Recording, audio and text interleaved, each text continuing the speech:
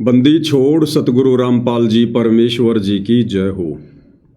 परमपिता परमात्मा सारी सृष्टि के रचनहार कुल मालिक असंख्य ब्रह्मांडों के स्वामी जगत गुरु तीनों लोकों में प्रवेश करके सबका धारण पोषण करने वाले राजाधिराज आत्माधार नाथों के नाथ देवों के देव महादेव सर्वेश्वर महेश्वर मृत्युंजय अजरो अमर आदि अनादि सनातनी प्रभु जगत पिता जगदीश्वर श्री श्री 1008 की उपाधि के वास्तविक अधिकारी अकाल मूर्त शब्द स्वरूपी राम वासुदेव सर्वगतम परम पूज्य प्रथम पूज्य परम संत परम पुरुष परम धनी परम दयालु सत्य कबीर हक्का कबीर अल्लाहु कबीर अल्लाहु अकबर बाखबर अल्लाह ताला जगत के तारणहार जगत के मुक्तिदाता जगत के जगन्नाथ हारे के सहारे हिंदुओं के राम मुसलमानों के अल्लाह सिखों के वाहिगुरु ईसाइयों के मसीह दया के सागर दयानिधि करुणा के सागर करुणानिधि स्वयंभू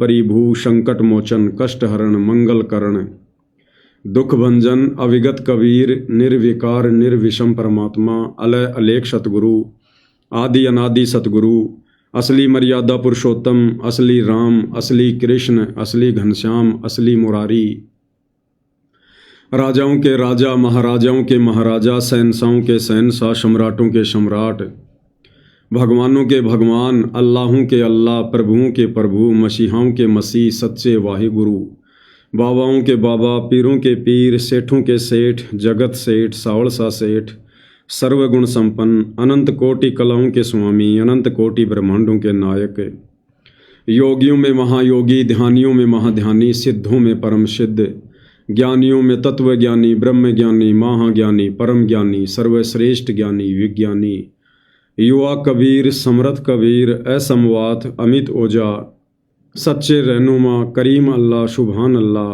दुनिया के अंतिम पैगंबर 8 सितंबर 1951 से गांव धनाना जिला सोनीपत हरियाणा भारतवर्ष की पावन भूमि पे प्रकट रियल कल्कि भगवान श्री नारायण साकार हरि श्री बाबा साहेब नूर अनंत परमात्मा सच्चे दरवेश सच्चे बाखबर संत श्रोमणी सतगुरु रामपाल जी परमेश्वर जी के चरण कमल में साध संगति से जुड़े हुए देश विदेश से आप और हम सभी सत्सेवक भाई बहनों का अनंत कोटि दंडवत प्रणाम।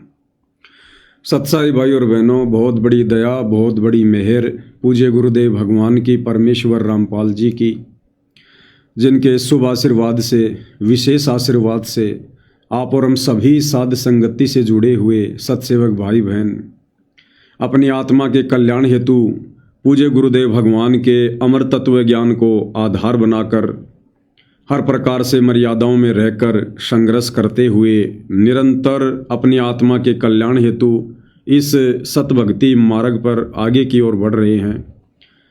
भाई और बहनों, पूज्य गुरुदेव भगवान के विशेष आशीर्वाद से आप और हमें साध संगति प्राप्त है। पूज्य गुरुदेव भगवान की शत महिमा करने का मौका मिला है, क्योंकि गुरुदेव ने हमें अपने यथार्थ 13वें कबीर पंथ यथार्थ मिशन यथार्थ मोक्ष मार्ग साध संगति से जोड़ दिया है। ये आप और हमारा परम सौभाग्य है, और इस परम सौभाग्य के लिए हम पूज्य गुरुदेव भगवान का जितना अधिक दंडवत धन्यवाद करें उतना ही कम है। साथी भाई और बहनों, दास ने कुछ समय पहले जो फेसबुक का एक अलग से पेज बनाया था 90 डिग्री नाम करके, अब सतगुरु रामपाल जी भगवान की प्रेरणा से दास ने उसका नाम चेंज कर दिया है। अब उसका नाम रख दिया है पवन दास इज लाइव स्पिरिचुअल पेज, जिसके ऊपर अभी हम लाइव आ रहे हैं। तो भाई और बहनों, वर्तमान में पूज्य गुरुदेव भगवान अपने मिशन के तहत हिसार जेल में बैठकर जो विशेष संदेश अपनी विशेष आत्माओं को दृढ़ता देने के लिए भेज रहे हैं, उन विशेष संदेशों के ऊपर निष्कर्ष निकालने की प्रक्रिया उन्हीं के आशीर्वाद से लगातार जारी है। आज विशेष संदेश नंबर 32 का भाग नंबर 2 है, और ये जो विशेष संदेश है जिसके ऊपर वीडियो बन रहे हैं, विशेषकर विशेष संदेश नंबर 32, ये हिसार जेल से आया हुआ संदेश नहीं है। ये विशेष संदेश सतलोक आश्रम वालों ने जींद सत्संग 1997 का एक पार्ट जो है वो चला रखा है, क्योंकि इसमें परमात्मा ने भक्तों को दान की महत्वता के विषय में बताया है। ताकि भक्तों को दान करने की प्रेरणा हो। वर्तमान में इस सत्संग का फायदा काल प्रेरणा से सतगुरु रामपाल जी का कलयुगी परिवार उठा रहा है, ताकि संगत उन्हें ज़्यादा से ज़्यादा दान करे, ज़्यादा से ज़्यादा पाठ करवाए, ज्योति करवाए। तो भाई और बहनों, आप और हमने तो पूज्य गुरुदेव भगवान का चाहे कोई भी सत्संग हो, नया हो या पुराना हो, वैसे तो परम संत के जो सत्संग होते हैं वो नए पुराने नहीं होते हैं, क्योंकि परमात्मा कोई समय के अनुसार बात नहीं बोलते हैं। परमात्मा जो भी बोलते हैं यथार्थता बोलते हैं, जो हर देश काल और परिस्थिति में लागू होती है। इसलिए गुरु का सत्संग कभी भी नया या पुराना नहीं होता है। तो आप और हमने तो उन सत्संगों में पूज्य गुरुदेव भगवान ने जो संकेत छुपा रखे हैं, जो बात वे आज खुलकर सार्वजनिक करवाना चाहते हैं, आप और हमने तो उन बातों से मतलब है, गुरुदेव भगवान के उन संकेतों से मतलब है। और हमने इस सतभक्ति मार्ग पर दृढ़ता से आगे बढ़ने के लिए अपने पूज्य गुरुदेव भगवान में किस प्रकार से लगन लगानी है, कितना उनके प्रति समर्पित होना है और किस कदर हमने मर्यादाओं को लेकर सावधान रहना है, इन तमाम बातों की जानकारी आप और हमारे लिए अति आवश्यक है। और इसीलिए पूज्य गुरुदेव भगवान ने हमें ये मौका दिया है साध संगति से जुड़कर अपनी महिमा के माध्यम से हमें उन बातों तक पहुंचाने के लिए। तो भाई और बहनों, जिक्र चल रहा है जिस समय पांडवों को 14 वर्ष का वनवास मिला हुआ था, दुर्योधन ने दुर्वासा ऋषि की खूब सेवा की स्वार्थवश, ताकि दुर्वासा ऋषि बाद में मेरे कहने से जंगल में जाकर पांडवों को श्राप देकर आ जाए। तो दुर्वासा ऋषि 88,000 ऋषियों के साथ दुर्योधन का मलिन अन्न खाकर दुर्बुद्धि का शिकार होकर और पांडवों को श्राप देने की दृष्टि से चला जाता है। और वहाँ जाने के बाद फिर पांचों पांडव और द्रौपदी अपने गुरुदेव श्री कृष्ण जी को याद करते हैं। और फिर आगे गुरुदेव भगवान हमें जो समझाना चाहते हैं हमने वो समझना है। वहाँ पर श्री कृष्ण जी प्रकट नहीं हुए, क्योंकि श्री कृष्ण जी अंतर्यामी नहीं है। श्री कृष्ण अर्थात श्री विष्णु जी को इस बात का ज्ञान नहीं हो सकता कि कौन भगत दुखी है, कौन भगत सुखी है। तो ऐसे समय में जब उस परमपिता परमेश्वर की आत्मा के ऊपर विशेष आपत्ति आती है, और जब वो आत्मा चाहे पक्षी योनि में हो, चाहे पशु योनि में हो, चाहे मनुष्य योनि में हो, चाहे देव योनि में हो, जब वो आत्मा हृदय से पुकार करती है, और यदि उस आत्मा के कुछ पुण्य कर्म शेष होते हैं, तो यही परमपिता परमात्मा कबीर देव सतगुरु रामपाल जी भगवान उस आत्मा की किसी न किसी रूप में जाकर किसी न किसी तरह से सो छल छिद्र करके उसकी रक्षा करता है, उसकी मदद करता है। तो पांचों पांडव, द्रौपदी, कुंती, ये किसी जन्म में कबीर भगवान सतगुरु रामपाल जी की शरण में थे, उनकी अच्छी आत्मा रही हैं। तो जब इन्होंने श्री कृष्ण जी को याद किया, तो आत्मा का वास्तविक साथी कबीर भगवान सतगुरु रामपाल जी वहाँ पर श्री कृष्ण जी का रूप बनाकर प्रकट हो जाते हैं। आगे की कथा हम गुरुदेव भगवान के मुख कमल से सुनेंगे, और उसके बाद हम समझने का प्रयास करेंगे कि किस प्रकार से परमेश्वर अपनी आत्माओं की मदद करता है। द्रौपदी अर्ज करती है भगवान कृष्ण से। उसी समय सतपुरुष कबीर साहब कृष्ण रूप बना कर आते हैं, क्योंकि जहां पर महाराज कहते हैं दास गरीब साहब दुखता धड़ा है, या किसी के साथ जुल्म होता है, वह पूर्ण ब्रह्म परमात्मा आकर के मदद करते हैं। नहीं तो यू काल इनको खत्म कर दे, भक्ति उठ जाओ यहाँ से, खत्म हो जाओ को भक्ति न चाहो भी कोई ना, अरे तो चाहो है काल की भक्ति ना करे कोई किसी प्रकार, लेकिन बंदी छोड़ इस भक्ति की आस्था जमाए रखने की खातिर खुद आकर प्रकट होते हैं। कबीर साहब ने खुद नरसिंह रूप बनाया था। अब इन बातों का अविश्वास नहीं होगा, क्योंकि हमने यही सुना है कि विष्णु भगवान ने ही नरसिंह रूप धारण किया।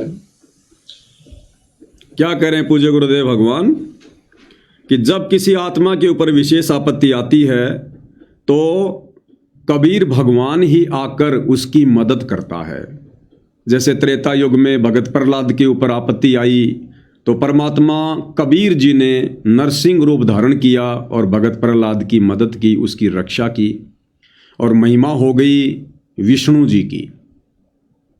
इसी प्रकार भाई और बहनों, ये परमात्मा ही आता है ये ब्रह्मा विष्णु महेश अन्य देवी देवता जिनकी हम आध्यात्मिक ज्ञानहीनता के चलते भक्ति कर रहे थे, इनको पूज रहे थे और सोच रहे थे कि ये हमारी मदद कर रहे हैं।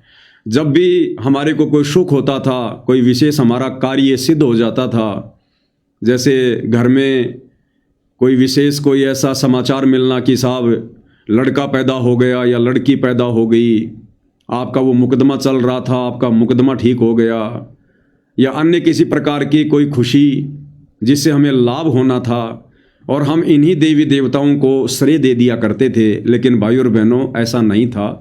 अब गुरुदेव भगवान ने आकर ये हकीकत बताई तत्व ज्ञान सुनाकर कि जब तक इस जीवात्मा के संस्कार अच्छे होते हैं, इसके भक्ति वाले जो पुण्य हैं वो शेष होते हैं, तब तक ये चाहे कितने खोटे कर्म कर ले, और खोटे कर्म करते करते यदि उसके ऊपर आपत्ति आ रही है और यदि इसके संस्कार अच्छे हैं, कोई पिछले जन्म के शेष हैं, तो वो कबीर भगवान उसकी मदद अवश्य करता है, क्योंकि ये आत्मा का साथी है। और जब उसके संस्कार खत्म हो जाते हैं, पुण्य खत्म हो जाते हैं, फिर वो चाहे कितनी बड़ी आत्मा क्यों ना है, और यदि वो सच्चे सदगुरु की शरण में नहीं है और यदि कोई आपत्ति आ जाती है, तो परमात्मा फिर उसकी मदद नहीं करता, चाहे कितना रो रो के मर जाए। जैसे सबसे बढ़िया उदाहरण है कि द्वापर युग में जब द्रौपदी का चीर हरण किया जा रहा था दुर्योधन के कहने पर दुशासन के द्वारा, और द्रौपदी ने देख लिया कि पांचों पांडव यानी मेरे पति और ये बड़े बड़े जो सूरवीर बैठे हैं, भीष्म पितामह जैसे, ये सब फेल हो चुके हैं दुर्योधन का मलिन अन्न खाकर, पांडव जुए में हार चुके थे। तो किसी को भी अपना सहारा ना देखकर अंत में द्रौपदी ने, क्योंकि वो श्री कृष्ण जी की भगत थी, इसलिए श्री कृष्ण जी को याद किया, और उस समय फिर ये कबीर परमात्मा सतगुरु रामपाल जी वहां पर सूक्ष्म रूप में प्रकट होकर और द्रौपदी की इज्जत रक्षा करते हैं। इसी प्रकार भाइयों और बहनों, ये परमेश्वर ही समय समय पर हर युग में, चाहे कोई भी आत्मा है, किसी भी योनि में है, ये कबीर भगवान सतगुरु रामपाल जी ही अपनी उस आत्मा की मदद करता है। ये देवी देवता सक्षम नहीं है, ब्रह्मा विष्णु महेश अंतर्यामी नहीं है। अब भाइयों और बहनों, गुरुदेव ने बताया कि बच्चों, जिस प्रकार हमारे शरीर में बहुत सारे अंग हैं, आँख भी है, नाक भी है, कान भी है, पैर भी हैं, घुटना भी है, कोहनी भी है, माथा भी है, जीभ भी है, लेकिन यदि हमारे शरीर के किसी हिस्से पर खुजली चलती है तो सबसे पहले कौन सा अंग पहुंचता है? हमारे हाथ पहुंचते हैं। अगर नाक के ऊपर खुजली चली तो आंखें तो बहुत नज़दीक हैं, माथा तो बहुत नज़दीक है, पैर तो बहुत लंबे चौड़े हैं, लेकिन नाक पर खुजली मिटाने के लिए आंख नहीं आती है, माथा नहीं आता है, जीभ नहीं आती है, ठोडी नहीं आती है, तुरंत हमारा हाथ पहुंचता है वहां पर। तो ये छोटे मोटे जो अंग है ना, नाक, कान, आंख, ये तो समझो ये देवी देवता ब्रह्मा विष्णु महेश। और जब कोई विशेष आपत्ति आती है, चाहे ब्रह्मा विष्णु महेश पे आओ, चाहे शरीर के किसी अन्य अंग पर आओ, चाहे आम जीवों पर आओ, हाथ वहां पर तुरंत पहुंच जाता है खुजली मिटाने के लिए। क्योंकि गुरुदेव भगवान ने बताया कि हमारे हाथ की पहुंच पूरे शरीर पर होती है, पूरे शरीर पर। नाक की पहुंच पूरे शरीर पर नहीं होती है। अगर पीठ में खुजली चल गई तो नाक वहां तक नहीं जा सकता, लेकिन नाक पर खुजली चल गई तो पीठ चली जाएगी, हमारा हाथ चला जाएगा। तो इसी प्रकार ये जो हाथ है, इसको समझो कबीर भगवान सतगुरु रामपाल जी, और ये जो पूरा शरीर है इसको समझो ये सृष्टि। इस सृष्टि में जहां कहीं भी किसी भी आत्मा पर कोई आपत्ति आती है, तुरंत ये कबीर भगवान सतगुरु रामपाल जी क्षण भर में पहुंच जाते हैं। पहुंचूंगा क्षण एक में जन अपने के काज। और गुरुदेव भगवान ने एक सत्संग में भी हमें यही बताया, ये उदाहरण ही काफी है। अब क्या कहते हैं, चारों युग में हम फेरे, चारों युग में मैं फेरूं, नहीं आऊं नहीं जाऊं, गरीब दास गुरु भेद से लखो हमारी ठाव। चारों युग में मैं आता हूं। वैसे तो जैसे हमारे शरीर में कहीं भी, चाहे पंजे में, पैर के पंजे में कोई कांटा लग जावे, एकदम हाथ पहुंच जाता है फ्रिक्शन ऑफ सेकंड में। ऐसे ही परमात्मा कबीर साहब की इतने समर्थ हैं, ये सभी असंख्य ब्रह्मांड उनकी ऐसे रीचेबल हैं, उनकी रेंज में ऐसे आते हैं जैसे हमारे हाथों की रेंज में हमारा सारा शरीर आ जाता है। कबीर साहब यहाँ पर जब आते हैं अपना तेज पुंज का एक और कोट बना लेते हैं मनुष्य जैसा। वैसे तो मनुष्य जैसे शरीर में वहां रहते हैं अपने वास्तविक रूप में, लेकिन वहां इनका तेज बहुत ज्यादा है। उस तेज को छुपा कर अपनी सिद्धि शक्ति तय, शब्द शक्ति तय और एक और कोट मनुष्य जैसा ही तेज पुंज का शरीर बना लेते हैं। वो नाड़ी नोड़ी के जोग जुगाड़ का नहीं होता। तो क्या कहा पूज्य गुरुदेव भगवान ने कि जिस प्रकार हमारे हाथ की रेंज यानी पहुंच पूरे शरीर पर है, जहां भी कोई खुजली होती है तुरंत हमारे हाथ पहुंच जाते हैं, ठीक इसी प्रकार इस पूरी सृष्टि पर, सारे ब्रह्मांडों पर कबीर भगवान सतगुरु रामपाल जी की पहुंच है। एक क्षण में यह परमात्मा अपनी आत्मा की पुकार सुनकर पहुंच जाता है। आगे क्या कह रहे हैं गुरुदेव भगवान? अब हम आपको इसको बहुत लंबा चौड़ा उदाहरण देकर बताएंगे। कई ऐसा होता है कि हमारे गुरुदेव तलवंडी भाई में रहते थे, वहां पर एक उग्रवादियों के समय में रास्ते में एक लाला जी तलवंडी का उग्रवादियों ने पकड़ लिया। उसकी मोटरसाइकिल भी उसमें कुछ उगाही करके आया था, शाम के दिन 56 हुआ था। ये जो कथा पूज्य गुरुदेव भगवान सुना रहे हैं, ये उनके मुंह बोले गुरुदेव आदरणीय राम देवानंद जी के समय की है। आदरणीय राम देवानंद जी का एक भगत था जो लाला जी था, सेठ था तलवंडी भाई में, पंजाब में, और एक बार उसको उग्रवादियों ने पकड़ लिया, क्योंकि उस समय पंजाब में उग्रवाद बहुत ज़्यादा था, आतंकवाद बहुत ज़्यादा था। तो उस भगत को कुछ उग्रवादियों ने पकड़ लिया, और उस समय उग्रवादियों के द्वारा किसी को पकड़ने का मतलब था कि उसकी मृत्यु होनी है। और किस प्रकार से उस भगत की मदद हुई और किसने मदद की, भाई और बहनों, अब ये 1997 वाले सत्संग हमें समझ में आएंगे। अब सर्दियों के थोड़ी सर्दियों के दिन थे, तो रास्ते में पकड़ लिया उनको, मोटरसाइकिल वहीं डाल दी, उसको जीप में बिठा ले गए, जा कहीं खो में बांध दिया। उन्होंने शराब पी रखी थी दोनों उग्रवादियों ने, तो उसको बांध करके वो निश्चिंत हो गए कि अब इसको फिर देखेंगे, इसको खत्म करेंगे, सुबह से पूछेंगे कहां पैसा रखा है इसने। एक तो दारू पी कर वहीं लौट गया एक साइड में, एक चला गया कहीं दूसरे स्थान पर किसी कोठड़े में सौण की खातिर। तब उस लाला जी ने उस भक्त ने अर्ज करी, हे परमात्मा, हे गुरुदेव, आज मेरी जान बचाओ मालिक। कहते हैं बहुत तड़प हुई, उसी समय हमारे गुरुदेव वहां पर प्रकट हो जाते हैं। अब ये बात सुन के फिर आपको समझ में आ जाएगी आपका किसने नरसिंह रूप बनाया था। क्या कह रहे हैं गुरुदेव भगवान? अब ये बात समझने की है, फिर आपके समझ में आ जाएगी कि वो नरसिंह रूप किसने बनाया था।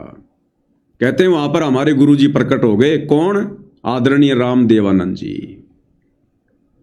अब भाई और बहनों, असल में कौन प्रकट होता है? अभी अभी गुरुदेव ने बताया, पूरी सृष्टि पर कबीर भगवान की ही पहुंच है, उन्हीं की रीच है। जब भी उनकी आत्मा पर आपत्ति आती है, परमात्मा क्षण भर में पहुंच जाते हैं। अब त्रेता युग में पहुंचे कौन? कबीर भगवान सतगुरु रामपाल जी नरसिंह रूप धारण करके। और महिमा किसकी हो गई? विष्णु जी की।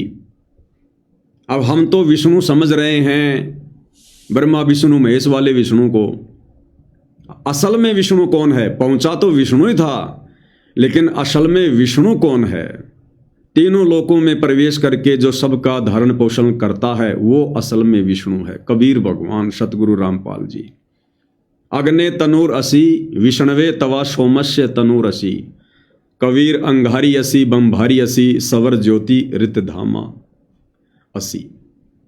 तो असल में विष्णु कबीर भगवान सतगुरु रामपाल जी,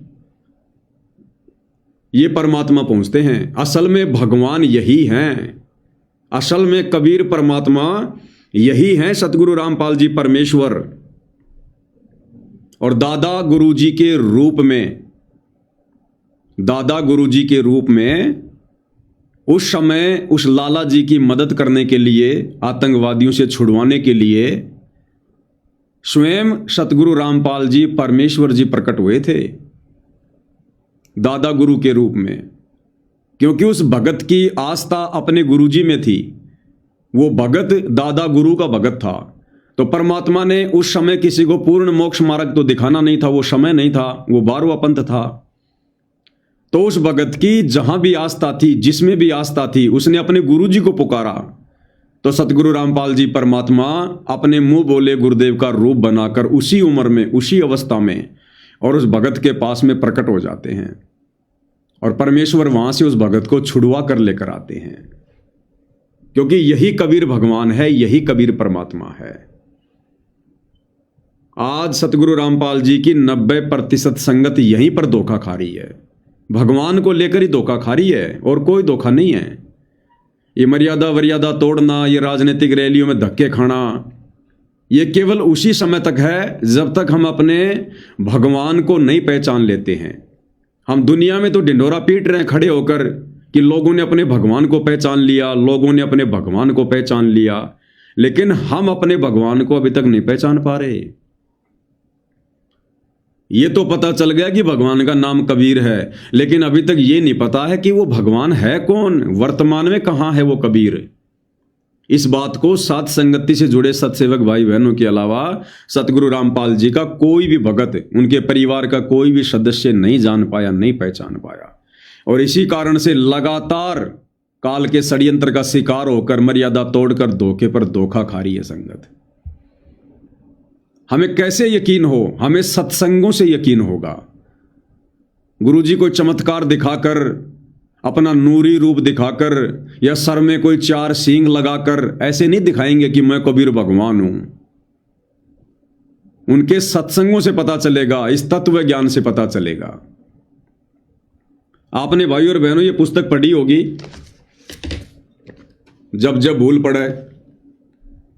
ये पुस्तक सतलोक आश्रम वालों के द्वारा सभी भगत भाई बहनों को दी जाती है कि भाई इसको महीने में एक बार तो जरूर पढ़ना, इसका मासिक पाठ करना है, गुरुजी का आदेश है। सभी भाई बहनों के घरों पर यह पुस्तक है। और जब आप इस पुस्तक का पेज नंबर 17 पढ़ेंगे, 17 पेज नंबर, तो यहां पर साफ साफ लिखा हुआ है कि वास्तव में भगवान कौन है, कबीर जी कौन है। गुरुदेव ने जिक्र किया कि एक समय मैं अपने गुरुजी के आदेश से कहीं पर सत्संग करने गया था, पाठ करने, और पीछे से गुरुजी आ गए कुटिया में, जिंद में, और पूछा कि भाई गुरुदेव का नाम लेकर कि भाई अभी रामपाल आया या नहीं आया। तो सेवक बोले जी अभी तो नहीं आए। बोला उसको आना था इस समय तक। तो कई बार सेवकों से पूछ लिया। उसके बाद एक सेवक गया तुरंत गुरुदेव के पास में और सूचना दी कि ऐसे ऐसे दादा गुरुजी आए हुए हैं, आपको याद कर रहे हैं। वो समय भाई और बहनों दादा गुरुजी का अंत का समय था। उस समय वो शरीर छोड़ने वाले थे। तो गुरुदेव भगवान ने तुरंत आज्ञा पाकर, यानी जैसे उनको पता चला, एक अच्छे शिष्य की भूमिका निभाते हुए सतगुरु रामपाल जी ने किसी की साइकिल उठाई और तुरंत अपने गुरुदेव से मिलने पहुंच गए। और जब जिंद कुटिया में गुरुदेव भगवान आए तो जैसा कि एक योग्य सुयोग्य भगत का लक्षण होता है, हालांकि सतगुरु रामपाल जी तो स्वयं भगवान हैं, कबीर देव हैं, लेकिन उन्होंने एक अच्छे भगत की भूमिका निभाकर आप और हमें अच्छा भगत बनने की प्रेरणा दी है। तो गुरुदेव भगवान ने आकर आदरणीय रामदेवानंद जी को दंडवत प्रणाम किया और उनके चरणों की तरफ बैठकर उनके चरण चंपी करने लगे, चरण दबाने लगे। और भी सेवादार खड़े हुए थे। अब दादा गुरुदेव ने क्या किया? दादा गुरुदेव ने परमात्मा जी का शीश पकड़ा दोनों हाथों से, जैसे प्यार प्रेम से पकड़ते हैं ना, ऐसे गुरुदेव का शीश पकड़ा और अपने मुंह के पास किया और गुरुदेव का माथा चूमा प्यार से, प्रेम से। और क्या कहा जो इस पुस्तक में लिखा हुआ है। ये बात तो सब मानते हैं कि ये पुस्तक हिसार जेल से सतगुरु रामपाल जी ने भेजी है। फिर क्या कहा गुरुदेव ने?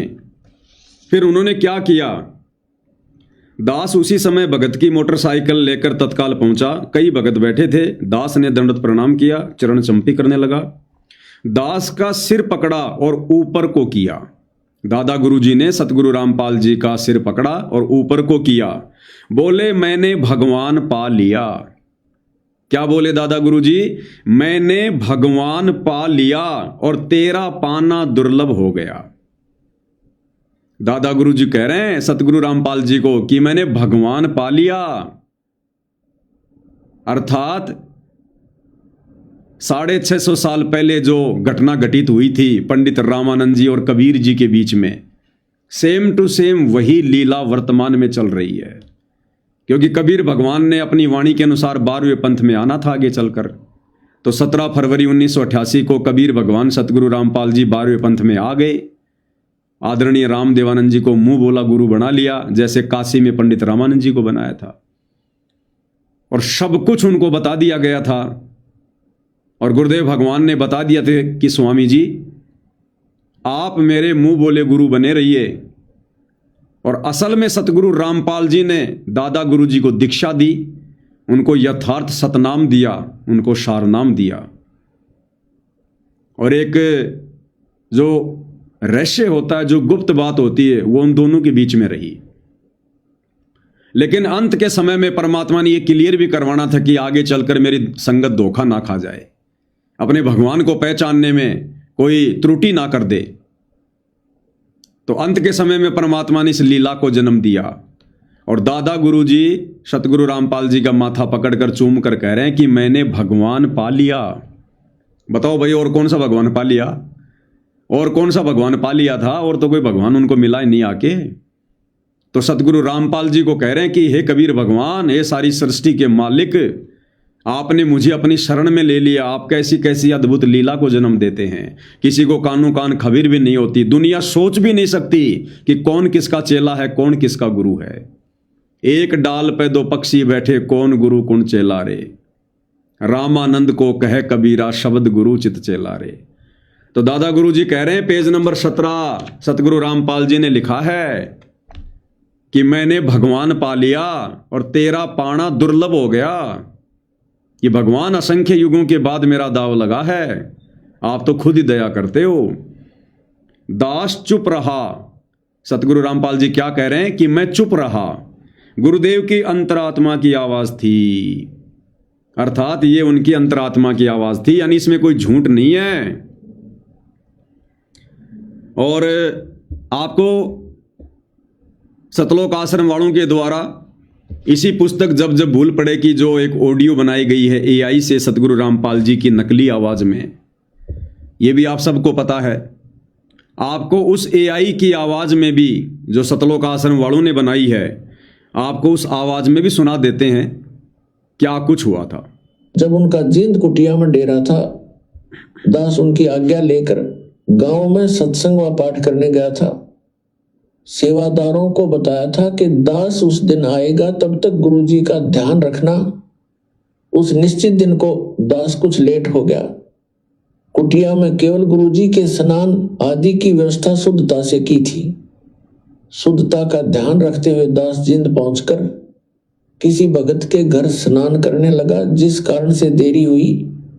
उस समय तक सेवादारों से 10 बार पूछा कि रामपाल आया है। उनको तान रखा था कि पता करो क्यों नहीं आया। उस समय मोबाइल को तो जानते भी नहीं थे, अन्य फोन भी गांव में नहीं थे।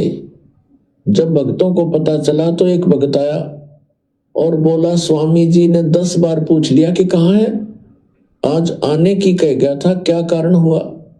दास उसी समय भगत की मोटरसाइकिल लेकर तत्काल पहुंचा। कई भगत बैठे थे। दास ने दंडवत किया और चरण चंपी करने लगा। दास का सिर पकड़ा और ऊपर को किया। बोले, मैंने भगवान पा लिया, तेरा पाना दुर्लभ हो गया। दास चुप रहा। गुरुदेव की अंतरात्मा की आवाज थी। दास का सिर पकड़ा और ऊपर को किया। बोले, मैंने भगवान पा लिया, तेरा पाना दुर्लभ हो गया। दास चुप रहा। गुरुदेव की अंतरात्मा की आवाज थी। दास का सिर पकड़ा और ऊपर को किया। बोले, मैंने भगवान पा लिया, तेरा पाना दुर्लभ हो गया। दास चुप रहा। गुरुदेव की अंतरात्मा की आवाज थी। अगले दिन तलवंडी बाई वाले आश्रम में चले गए, वहां से सतलोक गमन किया। कबीर हरि के रूठते गुरु की शरण में जाए, कबीर गुरु रूठ के तो हरि ना होत सहाय। अब भाई और बहनों, ये घटना है 25 जनवरी 1997 की, क्योंकि गुरुदेव कह रहे हैं कि अगले दिन फिर गुरुदेव ने शरीर त्याग दिया। तो हम सबको पता है कि हमारे दादा गुरुदेव ने 26 जनवरी 1997 को अपना शरीर छोड़ा था। तो ये जो घटना थी, जो दादा गुरुजी सतगुरु रामपाल जी को कह रहे हैं कि मैंने भगवान पा लिया और तेरा पाना दुर्लभ हो गया, ये घटना 25 जनवरी 1997 की है। अब विचार करना भाई और बहनों, इन सतलोक आश्रम वालों की झूठ आपको बहुत अच्छे से पकड़ में आएगी। दादा गुरु ने क्या कहा कि मैंने भगवान पा लिया। अब चलो दुनिया वालों को तो नहीं पता, लेकिन दादा गुरु को तो पता ही था कि भगवान कौन है। कबीर। भगवान कौन? कबीर। और 25 जनवरी 1997 को दादा गुरु जी कह रहे हैं कि मैंने भगवान पा लिया और तेरा पाना दुर्लभ हो गया। किसको कह रहे हैं? संत रामपाल जी को। और सतगुरु रामपाल जी चुपचाप हैं और कह रहे हैं कि यह मेरे गुरुदेव की अंतरात्मा की आवाज थी, अर्थात बिल्कुल सच कह रहे थे। अब भाई और बहनों, इन सतलोक आश्रम वालों से पूछो कि तुमने जो 25 मिनट की AI से जो फिल्म बनाई है, संत और परमात्मा का अद्भुत मिलन, जिसमें तुम लोगों ने 9 मार्च 1997 को सतगुरु रामपाल जी को एक 2 कोड़ी का जीव साबित करते हुए, एक आम व्यक्ति साबित करते हुए, कबीर जी की कोई हंस आत्मा साबित करते हुए, तुम लोगों ने जो सतलोक में भेज दिया सह शरीर, आकाश में उड़वा दिया उस AI वाली वीडियो में। अरे कुछ तो दिमाग लगाओ, कुछ तो तत्व ज्ञान का इस्तेमाल करो। भाई और बहनों, जानबूझकर सतगुरु रामपाल जी भगवान ने इन घटनाओं को जन्म दिया ताकि इस तत्व ज्ञान की टेक रह जाए। नहीं तो इन आश्रम वालों ने तो काल प्रेरणा से गुरु को मानुष साबित करवाने में किसी प्रकार की कोई कमी नहीं छोड़ी। ये कह रहे हैं कि सतगुरु रामपाल जी तो कबीर जी के परमहंस थे और 9 मार्च 1997 को कबीर जी सतलोक से आए और संत रामपाल जी को सह शरीर सतलोक भेज दिया। कब? 9 मार्च 1997 को। और ये दादा गुरु जी वाली घटना कब की है? 9 मार्च 1997 से 2.5 महीने पहले की। जिस समय तक इन सतलोक आश्रम वालों का कबीर भगवान सतलोक से नहीं आया था दिन के 10 बजे, और ना उस समय तक सतगुरु रामपाल जी को सतलोक भेजा गया था। 9 मार्च 1997 और दादा गुरु वाली घटना कब की है? 9 मार्च 1997 से 2.5 महीने पहले की, 25 जनवरी 1997 की। और दादा गुरु जी क्या कह रहे हैं कि मैंने भगवान पा लिया और तेरा पाना दुर्लभ हो गया। तो असल में भगवान कौन? असल में कबीर कौन है भाई? जब सतगुरु रामपाल जी खुद ही भगवान हैं, खुद ही कबीर हैं, दादा गुरु जी इस बात का पुख्ता प्रमाण देकर चले गए, तो फिर भगवान ने सह शरीर सतलोक जाने की क्या जरूरत थी? फिर और कौन सा भगवान सतलोक से आएगा इनके अलावा ज्ञान देने के लिए? तो यहां भी सतलोक आश्रम वालों का ये जो झूठा ज्ञान है, ये बिल्कुल फेल हो जाता है, निरस्त हो जाता है इनका। अर्थात ये 25 मिनट की फिल्म जो इन्होंने बनाई है, ये काल प्रेरणा से गुरु को मानुष साबित करवाने के लिए ही बनवाई है।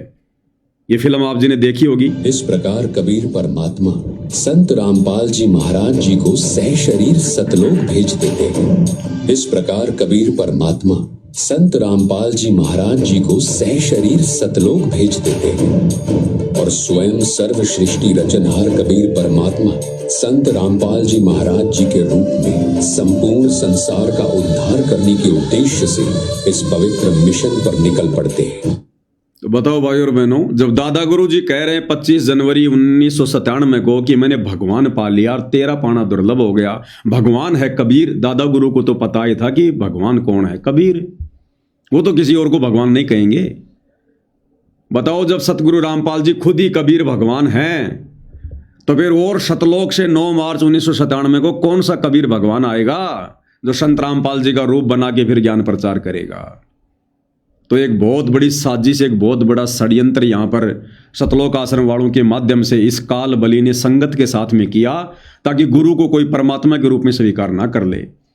आज हर सतलोक आश्रम से जुड़े भाई बहनों के दिलो दिमाग में यही बात है कि हमारे गुरुजी नहीं है धरती पर, हमारे गुरुजी के रूप में कबीर जी लीला कर रहे हैं। ये होता गुरु को मानुष मानना। बहुत भयंकर षड्यंत्र इस काल बलि का भाई और बहनों।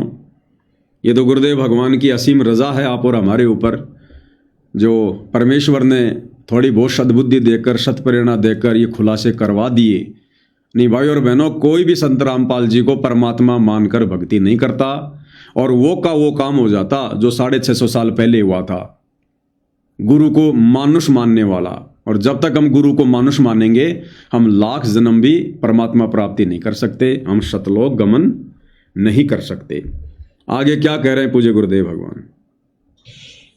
उसी समय उन्होंने देखा कि महाराज जी खड़े हैं और उसके सारे जो बंधन बांध रखे थे, उसको जोड़ रखा था, वो आपा खुल गए एकदम। देखा है कि महाराज जी खड़े हैं और बहुत वृद्ध दिखा है। जो बोले गुरुदेव आप क्यों कर आए यहाँ पर? हे महाराज, हे बंदी छोड़े स्वामी जी, आप किस तरह है महाराज? कहने लगे आ मेरे साथ, चल तुम्हारे घर। महाराज मैं तो ये भी नहीं मालूम घर किधर है, या तो रास्ते का बिना मेरा जावा किस साइड में, अब मेरे पीछे आ जाए। पीछे पीछे गारा में का, पानी में का, ईखों में का निकल कर और तलवंडी मंडी में आकर उनके घर के बाहर ने आगे छोड़ कर कहने लगे अपने घर में जा। कौन? गुरुदेव कह रहे हैं कि जो दादा गुरु जी थे आदरणीय रामदेवानंद जी, वो वहां पर प्रकट हो जाते हैं और लाला जी को जो रस्सियों से बांध रखा था उग्रवादियों ने रस्सियों से खोला और उसको लेकर इक्खों में कीचड़ में उस लाला जी को तो अपने घर का भी नहीं पता था कि वो मुझे उग्रवादी कहाँ ले गए। और कह रहे हैं कि दादा गुरु जी 125 साल की उम्र उस समय, और उसको वहां से निकाल कर और उसके घर के दरवाजे के आगे छोड़कर चले जाते हैं। रात के समय उनके घर वालों ने सब रिश्तेदारियों में टेलीफोन कर कर पूछ लिया कि वो कहाँ है। किसी ने नहीं बताया कि हमारे यहाँ कोई नहीं आया, वो तो नहीं आया। उसने समझ लिया कि वो खत्म हो चुका है, अब नहीं जिएगा। क्योंकि शाम के समय कोई भी बाहर रह गया उसको मृत मान लिया जाता था। ऐसा खतरनाक समय चल रहा था पंजाब में। तो उसने आके कुआड़ खुटखुटाया। अब कुआड़ कौन खोले? वहां से 5 बजे मंडी में सारी में ताला लग जाया करता था, सब अपने अंदर घुस जाया करते थे। आवाज दी, घर वालों ने देखा कि आवाज तो आवाज अपने उसकी। फिर ऊपर का देखा उन्होंने कि कहीं इनके साथ उग्रवादी तो नहीं है, अभी इनको ले आए हो पकड़ कर, आवाज दो आ रहे हो। वो अकेला खड़ा दिखा। उसी समय भाग्य आए पैर काले में कर 2 कुआड़ खोल दिया, एकदम ऊपर ले जाकर फिर बंद कर लिया। उनसे पूछा कि कहाँ थे? उसने बताया कि हम उग्रवादियों ने पकड़ लिया था मेरे को। फिर कैसे आए कि गुरुजी अन छुटवाए।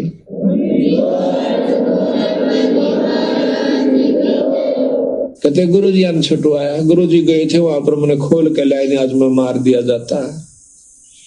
तो महाराज जी उन दिनों बीमार चल रहे थे, बड़े महाराज कुटिया में थे तलवंडी। तो कहने लगे वो सारा परिवार सुबह सुबह सतगुरु आपने रक्षा कर दी, ये बंदी छोड़े गुरुदेव, ए स्वामी जी आपकी कृपा से हमारा लड़का बच गया है। महाराज आपको कैसे मालूम हुआ आप वहां पहुंच गए? अब वो न कह रहा के कह रहे हो तुम, मुझे ध्यान अच्छी तरह बताओ, कहना क्या चाह रहे हो, कौन? लाला जी और लाला जी का परिवार सुबह दादा गुरु जी के पास गए कुटिया में और दादाजी का धन्यवाद करने लगे कि हे गुरुदेव आपने हमारा बच्चा बचा लिया। हे महाराज आपको कैसे पता चला कि हमारे बच्चे को उग्रवादियों ने पकड़ लिया? अब दादा गुरु जी क्या कह रहे हैं? कह रहे तुम क्या कह रहे हो भाई, मेरी तो कुछ समझ में नहीं आ रहा, कौन उग्रवादी कौन क्या? बोले महाराज आपको पता नहीं, आप गए थे वहां पर, इसको उग्रवादियों ने पकड़ लिया था और आप इसको कल छुड़वा के लाए थे हमारे घर के आगे छोड़कर, फिर आप जी आश्रम में आए हो। तो दादा गुरुजी बोले रे मैं कित जाऊं था भाई, अरे मेरी चलने फिरने की हालत वैसे नहीं, मैं बीमार पड़ा हुआ, थोड़े बहुत असवस्थ थे उस समय, कि रे मेरी चलने फिरने की हिम्मत नहीं, इतनी मेरी उम्र हो रही और रात में तो मेरे को दिखाई भी ना दे भाई। दादा गुरुजी बोले, फिर दादा गुरुजी बोले बंदी छोड़ थे, गरीब दास जी थे भाई, कबीर साहब थे, बंदी छोड़ गए थे तेरे को छुड़वाने के लिए। के कह रहे हो तुम, मुझे ध्यान अच्छी तरह बताओ, कहना क्या चाह रहे हो, कौन मर गया कौन बच गया। उन्होंने फिर सारी बताई कि महाराज आपको ज्ञान नहीं, आप वहां गए इस बच्चे को लाए निकाल के। ने बोला भाई बंदी छोड़ थे ये कबीर साहब, गरीबदास जी थे। अरे मेरा पूठा भी ना जाता, मैं किस जाऊं था बावड़ो। अब देखिएगा कि वो अपने हंस को बढ़ाई देते हैं और काम उसके बदले में आप कर जाते हैं। वो अपने हंस को बढ़ाई देते हैं और काम उसके बदले में आप कर जाते हैं। कौन? कबीर भगवान। कौन कबीर भगवान? सतगुरु रामपाल जी। क्योंकि आदरणीय राम देवानंद जी सतगुरु रामपाल जी के हंस थे, उनके भगत थे। केवल दुनिया की नजरों में आदरणीय राम देवानंद जी सतगुरु रामपाल जी के गुरु थे, अन्यथा आध्यात्मिक दृष्टि से आदरणीय राम देवानंद जी सतगुरु रामपाल जी के भगत थे। और उस लाला जी की आस्था अपने गुरु जी में थी, राम देवानंद जी में थी, और उसने पुकार भी अपने गुरु जी का नाम लेकर ही की थी। तो सतगुरु रामपाल जी, ये कबीर भगवान, ये कबीर परमात्मा, ये वहां पर प्रकट हुए। गरीबदास जी प्रकट नहीं हुए, दाढ़ी मूछ वाला कबीर प्रकट नहीं हुआ। आदरणीय राम देवानंद जी अर्थात अपने भगत का रूप बनाकर, अपने हंस का रूप बनाकर सतगुरु रामपाल जी प्रकट हुए और लाला जी को उग्रवादियों से छुड़वाकर आश्रम में छोड़ा और महिमा दे दी अपने भगत को, अपने संत को, आदरणीय राम देवानंद जी को। क्या कह रहे हैं परमात्मा? कौन थे आदरणीय राम देवानंद जी? सतगुरु रामपाल जी, जिन्हें अपना सतगुरु सतगुरु कहते हैं, परमात्मा परमात्मा कहते हैं। सतगुरु रामपाल जी कह रहे हैं वो कौन थे? कह रहे हैं वो तो परमात्मा के हंस थे, हंस। परमात्मा नहीं थे राम देवानंद जी, वो तो परमात्मा के हंस थे, यानी सतगुरु रामपाल जी के भगत थे, उनके हंस थे। क्योंकि परमात्मा कौन? सतगुरु रामपाल जी। सारे संकेत सत्संगों में ही मिलेंगे, अलग से गुरुदेव किसी को ट्रेनिंग नहीं देंगे, किसी को कोचिंग नहीं देंगे। सुनिए, फिर गुरुदेव ने आदेश दे दिया एक दिन के नाम दिया कर तू, आज से मेरा आशीर्वाद तेरे साथ होगा। अब गुरुदेव भगवान बता रहे हैं, अपने आप को छुपाते हुए, अपने गुरु को महिमा देते हुए, कि फिर एक दिन आगे चलकर दादा जो है गुरु जी ने मुझे आदेश दे दिया नाम दीक्षा देने का, सत्संग करने का। ध्यान से सुनो। फिर गुरुदेव ने आदेश दे दिया एक दिन के नाम दिया कर तू, आज से मेरा आशीर्वाद तेरे साथ होगा। विश्व में तेरे समान संत नहीं होगा। मैं उनके मुंह की तरफ देख रहा था।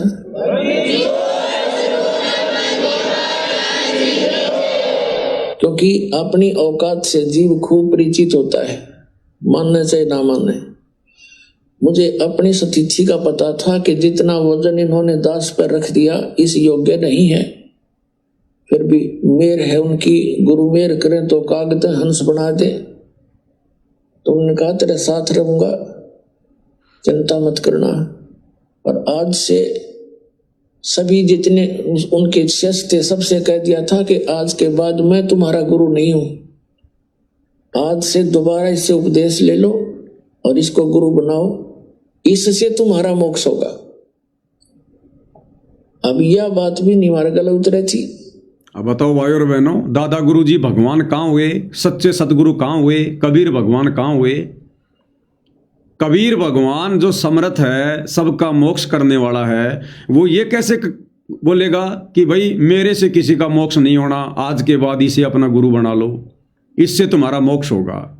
जबकि मोक्ष तो कबीर भगवान से होता है। तो क्यों कहा दादा गुरु जी ने संत रामपाल जी के लिए? क्योंकि संत रामपाल जी स्वयं कबीर भगवान है। भक्ति मुक्ति के दाता सतगुरु भटकत प्राण फिरंदा, उस साहिब के हुक्म बिना नहीं तरवर पाते लंता। तो जब वो ठीक का समय आया और सतगुरु रामपाल जी ने संकेत किया, तो दादा गुरु जी ने सर्व संगत के सामने कह दिया कि भैया आज के बाद मैं किसी का गुरु नहीं, और ये जो तुम्हारे सामने जो खड़ा है ये तुम्हारा गुरु है, दोबारा इससे दीक्षा ले लो, इसी से तुम्हारा मोक्ष होगा। क्योंकि दादा गुरु जी को समझ आ गई थी बात कि ये साक्षात परमात्मा है, ये कबीर देव भगवान है। वो तो मौज है उनकी।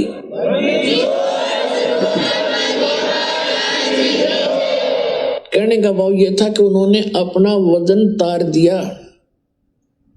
क्यों? परमात्मा के हंस थे वो खास और सुनियोजित तरीके से इस बिचली पीढ़ी तक ये मूल धन लेना था हमने, और वो उनको उनके से द्वारा पार नहीं होने थे, ये पार इस दास के द्वारा होने थे। इसलिए उन्होंने अपना पल्ला झाड़ दिया और अपना वजन कति खत्म कर दिया। मैं तुम्हारा गुरु नहीं हूं, अब ये है वो गुरु जिसकी तुम्हें आवश्यकता है। छुड़ानी के अंदर उन्होंने स्पेशल ब्लॉक सबको सामने कह दिया था। सुना भाई और बहनों, अब आपको विस्तार से बताते हैं, विस्तार से क्या कह रहे हैं गुरुदेव भगवान, ध्यान से सुनो। अब यह बात भी नहीं हमारे गले उतरे थी कि उन तो मौज है उनकी।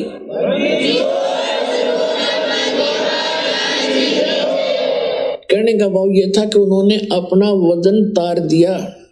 क्या कह रहे हैं गुरुदेव कि उन्होंने अपना वजन उतार दिया। किसने? दादा गुरुजी ने। अरे दादा गुरुजी अगर भगवान होते, सच्चे सतगुरु होते, तो सच्चे सतगुरु पर कोई भार चढ़ता है क्या?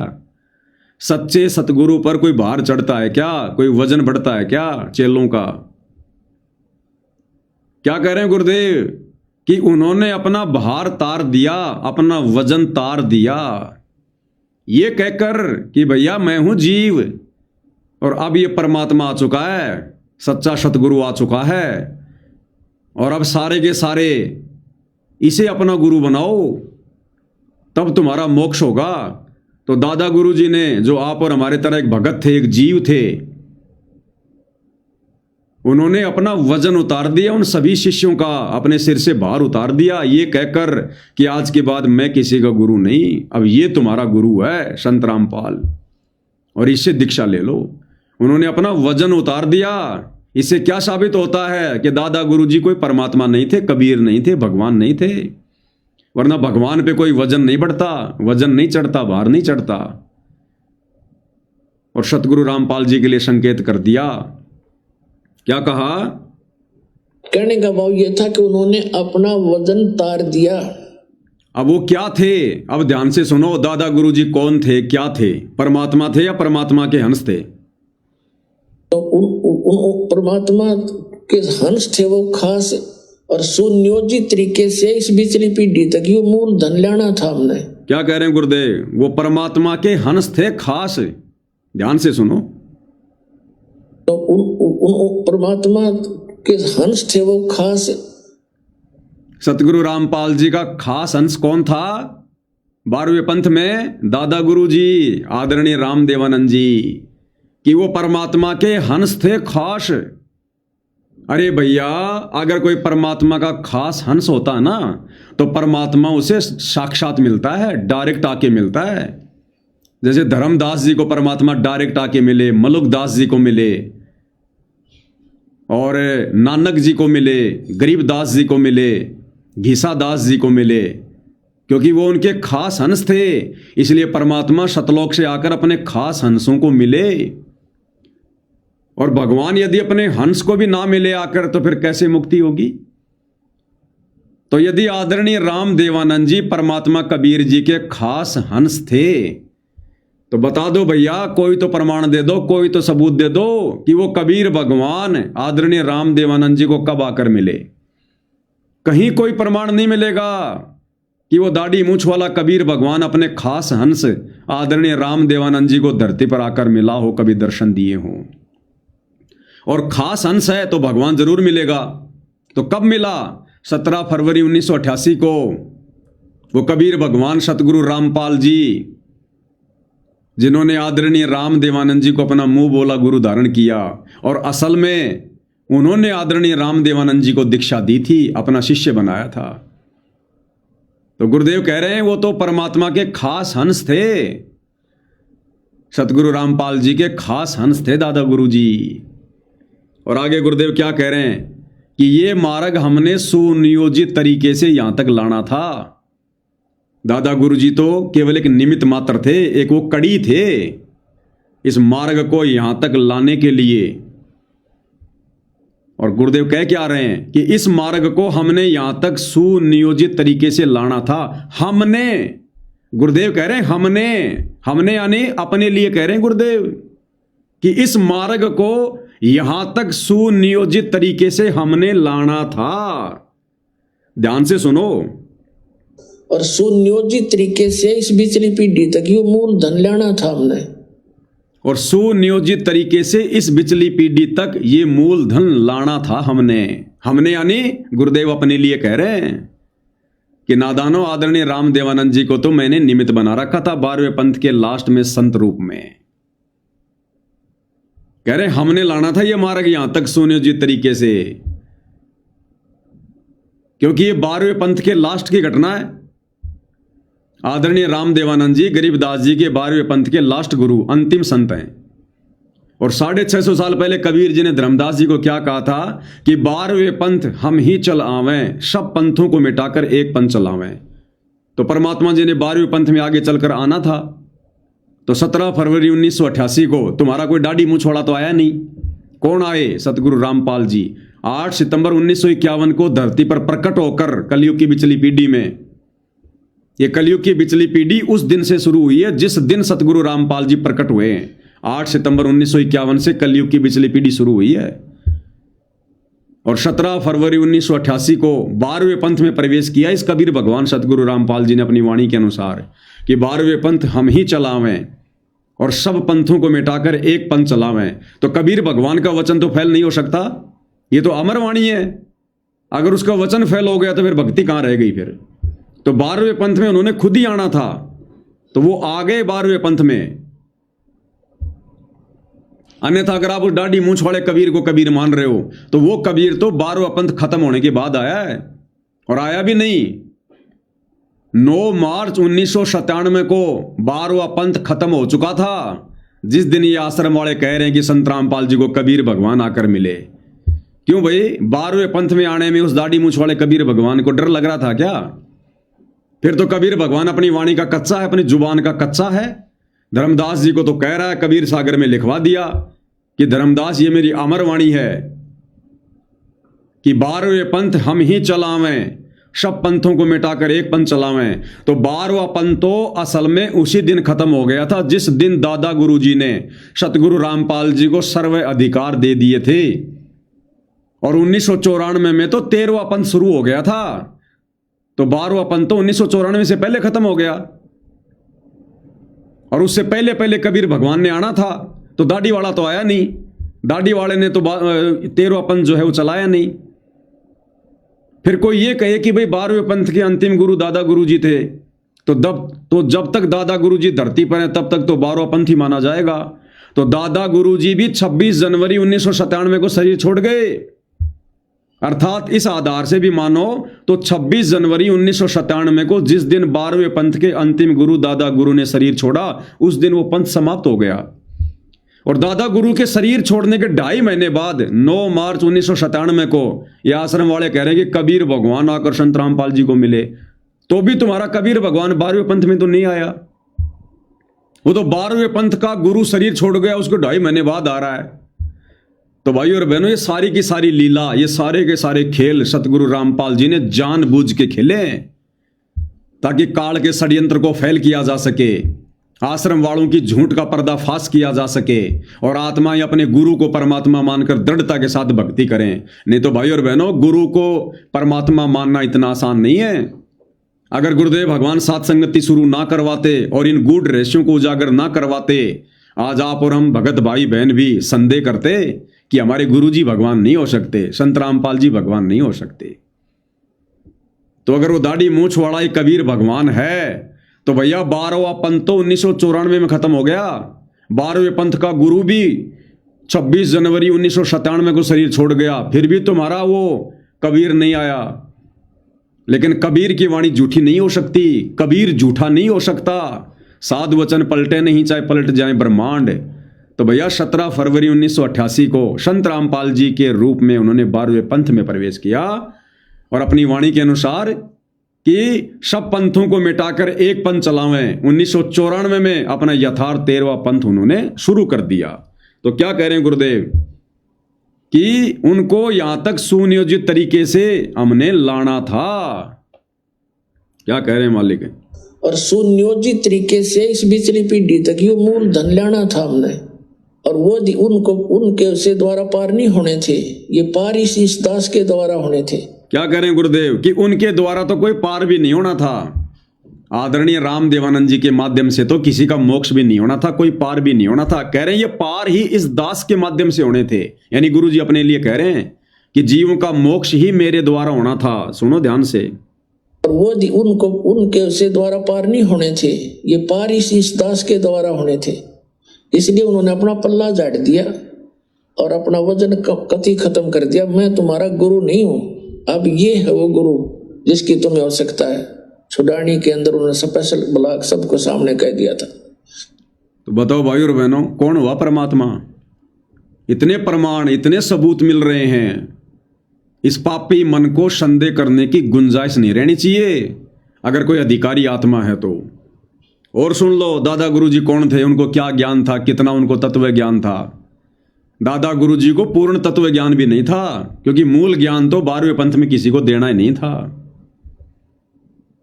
अरे दादा गुरुजी को तो गायत्री मंत्र के बारे में भी नहीं पता था कि इससे पहले ओम शब्द लगता है कि नहीं लगता, ये कौन से वेद के कौन से अध्याय में लिखा हुआ है, ये भी नहीं पता था दादा गुरुजी को। क्या कह रहे हैं गुरुदेव भगवान कि इस दास से पहले किसी भी ऋषि महात्मा को ये नहीं पता था कि गायत्री मंत्र क्या है। तो इसी प्रकार जो परमात्मा ने अपने वचन बोले हैं, दिए थे इस काल ने आगे बोले हैं, उन वचनों को बिगाड़ करके अपनी चतुरता दिखा के नालायकों ने उस यजुर्वेद अध्याय नंबर 36 मंत्र नंबर 3 को बिगाड़ के गायत्री नाम लिख दिया। और इस दास से पहले किसी को ये नहीं मालूम था यो गायत्री मंत्र है के सांग से घोटा करते ये ऋषि मैं ऋषि भी। और क्या कह रहे हैं गुरुदेव? नंबर 3 को बिगाड़ के गायत्री नाम लिख दिया।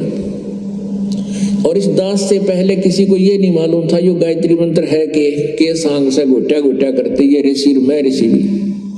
गुरुदेव कह रहे इस दास से पहले ये गायत्री मंत्र क्या है किसी को नहीं पता था। अब दास से पहले यानी सतगुरु रामपाल जी से पहले तो भैया दादा गुरुजी भी आ जाते हैं। सतगुरु रामपाल जी से पहले तो दादा गुरुजी भी आ जाते हैं। सबको ले लिया गुरुदेव ने लाइन में कि इस दास से पहले ये किसी भी ऋषि महात्मा को नहीं पता था कि ये गायत्री मंत्र क्या है। केवल घोट्या करते थे, ओम भूर्भुवस्सुवः तत्सवितुर्वरेण्यं भर्गो देवस्य धीमहि धियो यो न प्रचोदयात्। केवल रट्टा लगाया करते थे। सतगुरु रामपाल जी ने आकर बताया कि भैया इस गायत्री मंत्र से पहले ओम शब्द नहीं है, और ये यजुर्वेद अध्याय 36 का मंत्र नंबर 3 है। दादा गुरुजी को भी इस बात का ज्ञान नहीं था। तो कौन थे दादा गुरुजी? वो थे परमात्मा के अंश। सतगुरु रामपाल जी नहीं है, वो दादा गुरुजी थे, कबीर भगवान सतगुरु रामपाल जी के अंश। और इस दास से पहले किसी को ये नहीं मालूम था यो गायत्री मंत्र है के सांग से घोटा करते ये ऋषि मैं ऋषि भी। और इस दास से पहले किसी को ये नहीं मालूम था यो गायत्री मंत्र है के सांग से घोटा करते ये ऋषि मैं ऋषि भी। तो इस गायत्री मंत्र के आगे ओम नाम लाके ओम भूर्भुवस्सुवः इनो जाप करा करते थे नहीं। तो क्लियर कर दिया गुरुदेव भगवान ने। हमने अपने परमात्मा को पहचानने में दिक्कत नहीं होनी चाहिए। भाई एक भगत है, ये बार बार कमेंट्स कर रहा है, अविनाश दास, कि मेरी शंका का समाधान करो। भाई अविनाश दास जी, एक दिन पहले भी समझाया था, फिर से हाथ जोड़ के प्रार्थना कर रहे हैं। ये परमात्मा जी के सत्संग चल रहे हैं, मैं कोई रागनी नहीं गा रहा यहाँ पर। पहले ध्यान से सत्संग सुन लो, दूसरों को सुन लेने दो, नहीं फिर मजबूरी में मैंने आपको ब्लॉक करना पड़ेगा आपको बीच में। आप लोग डिस्टर्ब कर रहे हो या फिर आप लोग ये सुन रहे हो। तुम्हें यही समय मिला क्या शंका समाधान करवाने का? जैसे गुरुदेव भगवान के पास में एक भगत गया, बोला गुरुजी सत्संग के समय मंत्र जाप कर सकते हैं? तो गुरुजी ने कहा, रे नालायक, तेरे को और समय नहीं मिला? तेरे को सत्संग के दौरान ही सुमरण करने का समय मिलता है क्या?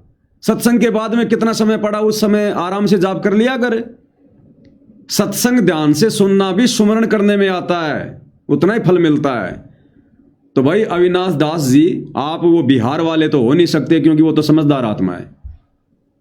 आपको इसी समय मिला क्या? यही समय मिला आपको शंका समाधान करवाने का? और कोई भगत ही नहीं है तुम्हारे संपर्क में? मेरा व्हाट्सएप नंबर है, बाद में डाल दो मैसेज भैया, थोड़ा बहुत कॉमन सेंस का प्रयोग करो भगत जी, ये तो भेड़चाल है। फिर क्या क्या सुन रहे हो फिर आप? आपका ध्यान तो कमेंट्स लिखने में है, आप क्या खाक सुन रहे हो फिर? ये फिर कहते हो मैं सत्सेवक हूं। आगे क्या कह रहे हैं परमात्मा? क्योंकि वो अगर उस गुरु की बेइज्जती हो से तब बंदी छोड़ की बेइज्जती हो से। क्या कह रहे हैं गुरुदेव? दादा गुरु जी का रूप बनाकर कबीर भगवान सतगुरु रामपाल जी ने उस लाला जी की उग्रवादियों से रक्षा की, और कह रहे हैं यदि उसके हंस की बेइज्जती होती है तो बंदी छोड़ की बेइज्जती होती है। क्योंकि भगत ने पुकारा अपने गुरु को, और यदि गुरु जाकर भगत की मदद नहीं करता है तो कल को गुरु की बेइज्जती होती है। तो कहते हैं अगर उसके हंस की बेइज्जती होती है, यानी कबीर भगवान के यदि भगत की हंस की बेइज्जती होती है तो समझो कबीर भगवान की बेइज्जती है। तो अपने गुरु की महिमा बनाए रखने के लिए सतगुरु रामपाल जी ने उनका रूप बनाकर और उनके भगत की उस समय रक्षा की। क्योंकि वो अगर उस गुरु की बेइज्जती हो से तब बंदी छोड़ की बेइज्जती हो से। भक्ति से उठ जाएगा इंसानों का ये मन, तो इसलिए बंदी छोड़ा करके। अब हम ये भी नहीं कह सकते कि हमारे गुरुजी ना छुड़ाया क्योंकि प्रत्यक्ष गुरुजी, और ये भी नहीं कह सकते कि सतपुरुष ने नहीं छुड़ाया। अब जो उसके बदले में आकर रक्षा करते हैं तो उसमें कोई अंतर नहीं है। अंतर है भी नहीं और मानना भी नहीं चाहिए। अंतर है भी नहीं और अंतर मानना भी नहीं चाहिए। तो आज जो भगत भाई बहन ये कहते हैं कि सतगुरु रामपाल जी तो कबीर जी के परमहंस हैं, कबीर जी के अवतार हैं, तो इस आधार से भी विचार कर लो भाई और बहनों।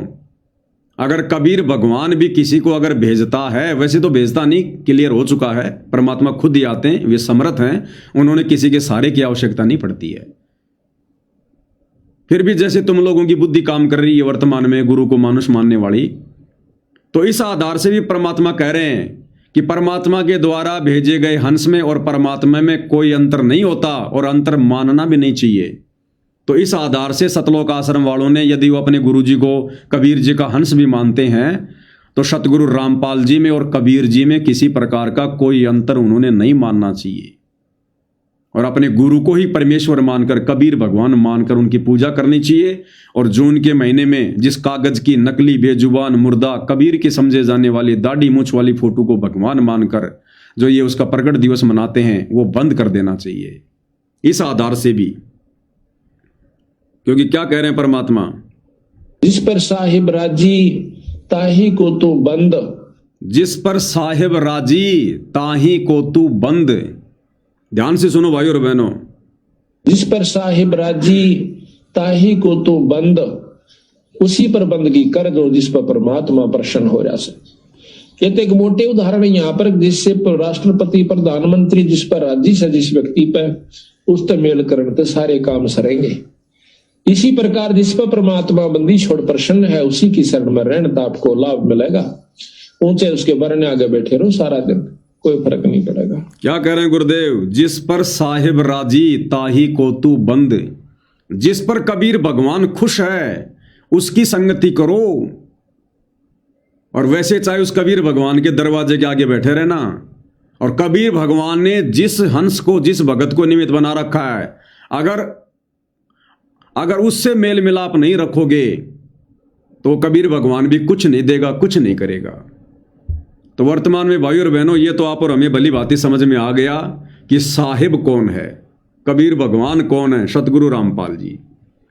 और वर्तमान में सतगुरु रामपाल जी किस पर प्रसन्न है? अर्थात वर्तमान में परमात्मा का यथार्थ मोक्ष मिशन क्या है? साध संगति। साध संगति के लिए परमात्मा ने किस आत्मा को खड़ा किया? इस दो कोडी के नाचीज को, इस जड़ बुद्धि जीव को, इस पवन दास को। तो कहते हैं जिस पर साहिब राजी ताही को तू बंद। बंद यानी उसकी बंदगी कर। अब आप और हमें तो अपनी औकात का पता है, कलयुग की पिछली पीढ़ी है, हम किसी भगत की बंदगी करके तो हम धोखा खा नहीं सकते। तो यहां पर जो ये बंदगी का मतलब है, ये सतगुरु रामपाल जी ने अपने आप को छुपाते हुए, कबीर जी का दास बताते हुए आप और हमें भक्ति पर लगाने के लिए ये कहा है कि जिस पर साहिब राजी ताही को तू बंद। तो उन्होंने ये साबित किया कि मेरे ऊपर कबीर भगवान राजी हैं और मेरे से जो दीक्षा लेगा उसी का बेड़ा पार होगा। यूं चाहे तुम कबीर भगवान के दरवाजे पे जाके बैठ जाना, उसकी फोटो को चूमते रहना, कोई लाभ नहीं है। अब भाइयों और बहनों, यथार्थ 13वां कबीर पंथ चलने के बाद और विशेषकर 2014 बरवाला कांड के बाद जब सतगुरु रामपाल जी ने अपने भक्तों की छटनी शुरू की और छटे हुए भक्तों को अपना यथार्थ 13वां मिशन शुरू करके, सात संगति शुरू करके जब उससे जोड़ना शुरू किया और सात संगति के लिए परमात्मा ने इस पवन दास को खड़ा किया, तो अब हमें समझ में आएगा कि अब परमात्मा का हंस कौन है, अब साहिब का हंस कौन है, जिस पर साहिब राजी। क्योंकि बरवाला कांड के माध्यम से परमात्मा ने देख लिया उनके परिवार ने क्या किया, बड़े बड़े भक्तों ने क्या किया, तो परमात्मा उन पर तो राजी नहीं है, उन पर तो प्रसन्न नहीं है। उन्होंने तो खुद परमात्मा को जेल में बैठने के लिए मजबूर किया। और बरवाला कांड में उन्होंने क्या क्या मनमानियां करते हुए गुल खिलाए, और वर्तमान में हिसार जेल में बैठकर वो अंतर्यामी क्या देख नहीं रहा कि मेरे हिसार जेल में आने के बाद और वर्तमान 2026 तक उनका परिवार क्या क्या गुल खिला रहा है, किस कदर भक्तों की मर्यादा तोड़वा रहा है, राजनीति में धक्के खिला रहा है। तो उन पर परमात्मा राजी नहीं है, ना अपने बेटे पर, ना बेटी पर, ना भाई पर, ना बंधुओं पर, ना रिश्तेदारों पर, ना कोऑर्डिनेटरों पर। अगर परमात्मा उन पर राजी होता तो ये बरवाला कांड ही नहीं होता, साध संगति की परमात्मा ने शुरुआत ही नहीं करनी होती। तो परमेश्वर ने छटनी करनी थी कच्चे पक्के हंसों की, भक्तों की। और 2014 बरवाला कांड के बाद परमात्मा ने 2015 के लास्ट में साध संगतियां शुरू करवा दी, और साध संगति के लिए परमात्मा ने इस 2 कोड़ी के इस मंदबुद्धि प्राणी पवनदास को खड़ा कर दिया। अब यह है साध संगति सतगुरु रामपाल जी का मोक्ष मार्ग, यथार्थ मिशन ट्रेनिंग सेंटर। साध संगति से जुड़े बिना और साध संगति की जो मर्यादा है उनको फॉलो किए बिना हम सतलोक नहीं जा सकते। अब जो भाई बहन साध संगति से जुड़ेंगे, इस पवन दास से जुड़ने का मतलब है साध संगति से जुड़ना।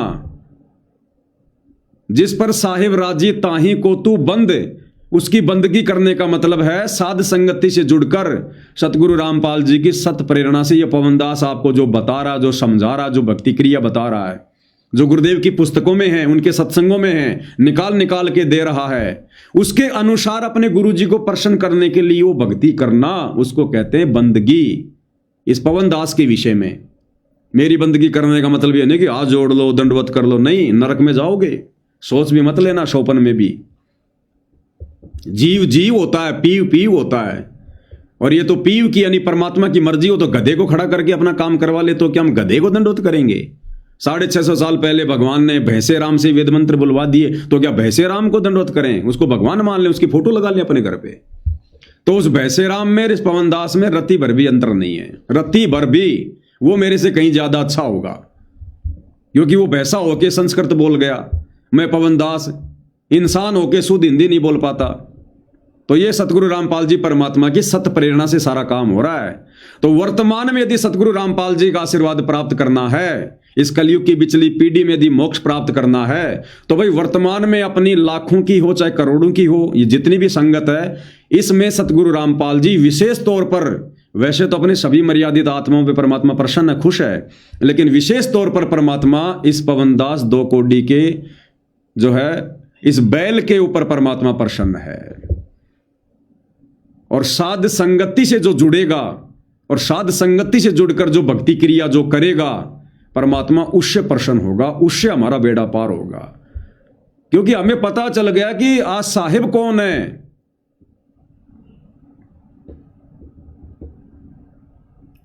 लकी देखना रे सत साहिब,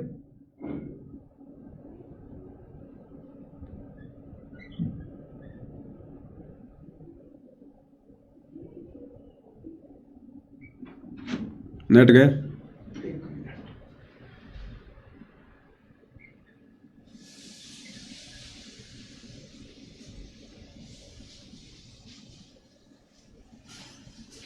देखना आ गया आ गया आ गया, लेकिन उसमें तो नहीं आ रहा। उसमें क्यों नहीं दिखा रहा? नीचे क्या प्रॉब्लम है? ध्यान रखा। बीच में थोड़ा इंटरनेट चला गया भाई और बहनों, क्योंकि काल भी तो पीछे रहता है ना। ये भी तो फुल जोर लगाता कि कोई विशेष जो खास बात है वो बात भक्तों तक ना पहुंच जाए। तो विशेष बात चल रही थी कि आज हमें साहिब का पता चल गया कि साहिब कौन है। साहिब सतगुरु रामपाल जी हैं और वर्तमान में सतगुरु रामपाल जी जिस भगत के ऊपर विशेष तौर पर प्रसन्न है, उस भगत की संगति करने से, अपनी आंखें खोलकर, कान खोलकर, बुद्धि विवेक का इस्तेमाल करके जो उस भगत की संगति करेगा उससे परमात्मा प्रसन्न होगा।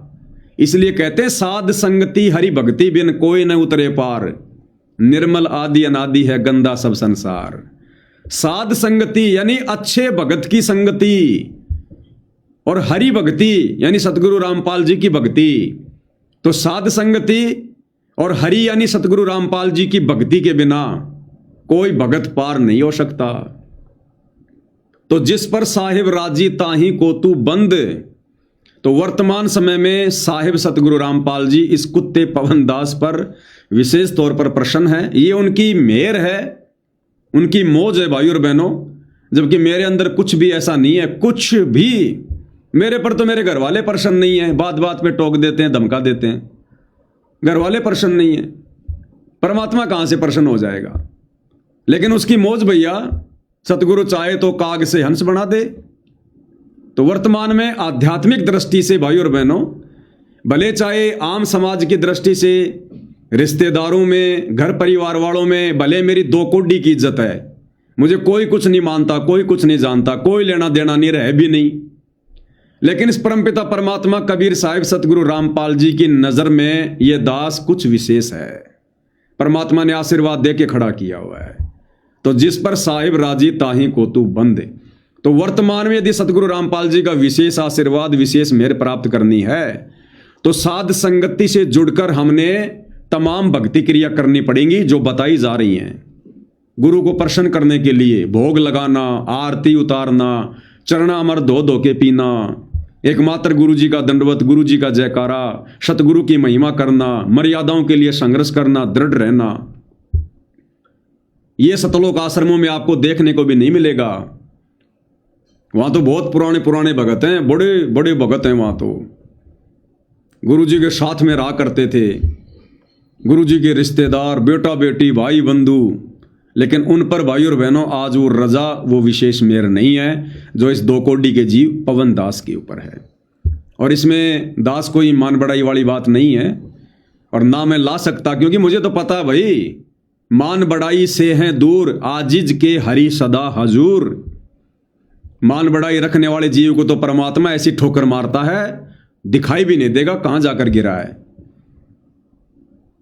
अभिमान का और सतगुरु रामपाल जी भगवान का तो 36 का आंकड़ा खड़ा एक्सीडेंट है। तो यह गलती पवनदास नहीं कर सकता कि मेरे को गुरु जी ने साथ संगति के लिए खड़ा कर दिया, बहुत बड़ी है फलाना दिखना, कुछ नहीं है। मेरे जैसे परमात्मा के पास में 360 हैं। अगर जरा भी अगर भक्ति मार्ग में त्रुटि करूंगा, मर्यादाओं में त्रुटि करूंगा, पीछे से लात मार के साइड में कर देगा, वो समर्थ है। उन्हें पवनदास की आवश्यकता नहीं है। पवनदास जैसे 360 कुतरू उनके आगे पीछे घूमते हैं। तो पवनदास तो भैया इन सब बातों को मद्देनजर रखकर और नीची गर्दन करके और यहां से पीछा छुड़वाने की दिशा में आगे बढ़ रहा है। ये दास बहुत डरता हुआ लाइव आता है। ये ना सोचना कि मैं बहुत ज्यादा अमल की फन्ने खा बन के मैं लाइव आता हूं। ये दास बहुत डरता हुआ लाइव आता है। लाइव आने से पहले गुरुदेव को दंडवत करके मालिक से विशेष तौर पर प्रार्थना करता हूं कि हे गुरुदेव भगवान, ये परमात्मा, ये दास तो केवल एक यंत्र है। आपने केवल आपने एक जो है वो निमित्त बना रखा है। आपने केवल एक वो खिलौना सा वो कर रखा है। इस दास की औकात नहीं है परमात्मा आपके वचनों पर कुछ बोलने की, सफाई देने की। ये परमेश्वर जो भी करना है आप ही ने करना है। इस दास का तो केवल आप चेहरा चेहरा दिखाओ बस। बाकी परमेश्वर मेरी औकात नहीं कि मैं एक शब्द भी अपनी जीविया से निकाल दूं, और ना जीव की औकात है चाहे कोई प्रधानमंत्री क्यों ना हो। तो दास तो भैया डरता डरता इस कुर्सी पर बैठता है, परमात्मा जी से हाथ जोड़ जोड़ के दंडवत करके, और तब कहीं जाकर भाई और बहनों परमात्मा लाइव सफल करवाता है। 3-3 घंटे के लाइव, 4-4 घंटे।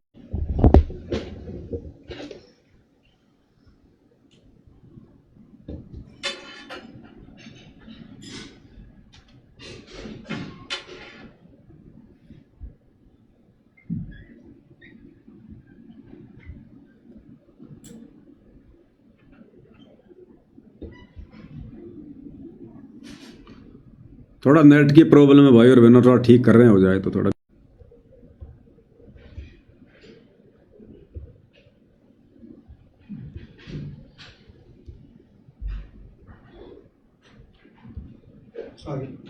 आ गया।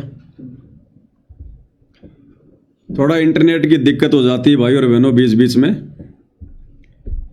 तो कहने का मतलब भाई और बहनों, इस दास की कोई औकात नहीं है, कोई हैसियत नहीं है। ये दास तो जब लाइव आता है उससे पहले गुरुदेव भगवान को दंडवत प्रणाम करके, कान पकड़ के बार बार माफी मांग के, परमात्मा से ये अर्ज करके कि हे पूज्य गुरुदेव भगवान, इस दास की कोई औकात नहीं, कोई हैसियत नहीं, मैं 2 कोटि का तुच्छ प्राणी जीव परमात्मा, ये श्वास भी आपने उधार दे रखी है गुरुदेव भगवान, मेरी तो उम्र भी शेष नहीं थी। ये परमात्मा, आपने यदि खड़ा किया है तो सारा काम आप ही करोगे। इस दास की तो केवल शकल दिखाई दे बस, बाकी मेरी औकात नहीं है परमात्मा आपके प्रवचनों के ऊपर खुलासा करने की। ये परमेश्वर, ये काम तो ब्रह्मा विष्णु महेश नहीं कर सकते, काल और दुर्गा नहीं कर सकते, क्योंकि आपके वचनों पर खुलासा करने से पहले आपकी महिमा के विषय में जानकारी होनी चाहिए। और मालिक, मैं 2 कोटि का जीव, मैं क्या जानूं? नामदेव जैसे, रविदास जैसे, जो कई वर्षों तक 24 घंटे आप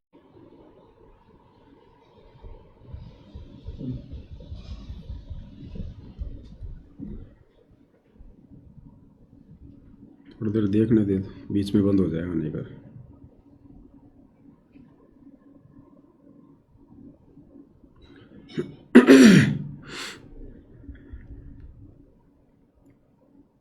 थोड़ा नेट की समस्या है भाई और बहनों, थोड़ा सा एक बार चलने दो, 1-2 मिनट देखते हैं, बीच बीच में डिस्कनेक्ट हो जाता है।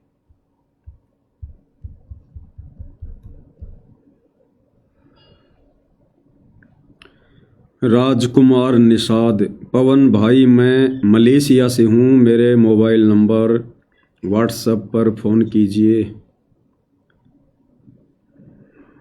भगत जी अभी तो देखूंगा, कंफर्म नहीं कह सकता बड़े भाई, अभी रात को तो नहीं हो पाएगी, कल देखूंगा दिन में।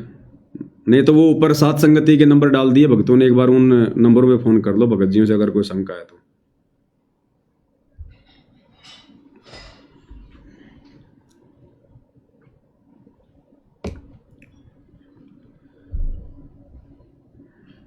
वो सेट कर दे।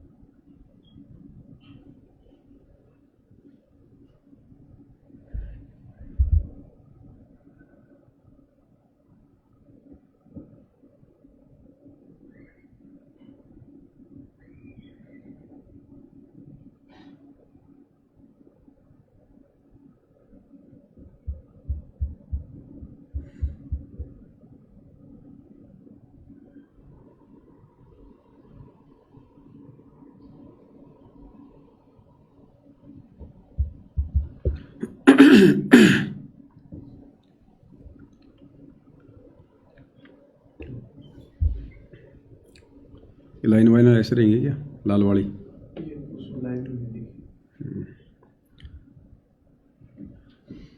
तो भाई और बहनों, कहने का मतलब है, इस 2 कोटि के जीव पवन दास को अपनी हैसियत का, अपनी औकात का भली भांति पता है।